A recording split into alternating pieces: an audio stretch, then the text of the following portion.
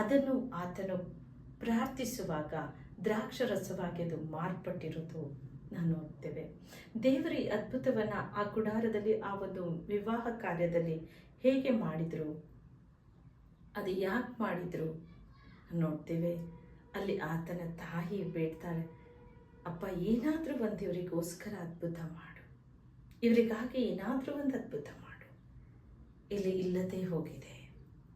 ಇವತ್ತು ನೀವು ಕಷ್ಟದಲ್ಲಿರ್ಬೋದು, ಖಾಲಿ ಅಥವಾ ಏನೂ ಇಲ್ಲದ ಪರಿಸ್ಥಿತಿಯಲ್ಲಿ ಹೋಗಿರ್ಬೋದು, ಆರ್ಥಿಕವಾಗಿ ಬಡವರಾಗಿ ಇರ್ಬೋದು, ಸಾಲಗಾರರಾಗಿ ನಿಂತಿರ್ಬೋದು, ನಿಮ್ಮ ಕೆಲಸ ಕಾರ್ಯದಲ್ಲೂ ನಿಮಗೇನೂ ಆದಾಯ ಇಲ್ಲದೆ ಹೋಗಿರ್ಬೋದು, ಮನೆಯಲ್ಲೂ ಬಡತನದ ಸ್ಥಿತಿಗತಿಗಳು ಬರ್ತಾ ಇರ್ಬೋದು. ಇದರ ನಿಮಿತ್ತ ನೀವು ಬೇಸತ್ತು ಹೋಗಿದ್ದೀರಾ. ಇವತ್ತು ನಾನು ನಿಮಗಾಗಿ ಪ್ರಾರ್ಥಿಸೋಳಾಗಿದ್ದೇನೆ. ಅಪ್ಪ ಇವರಿಗಾಗಿ ಏನಾದರೂ ಒಂದು ಅದ್ಭುತ ಮಾಡು.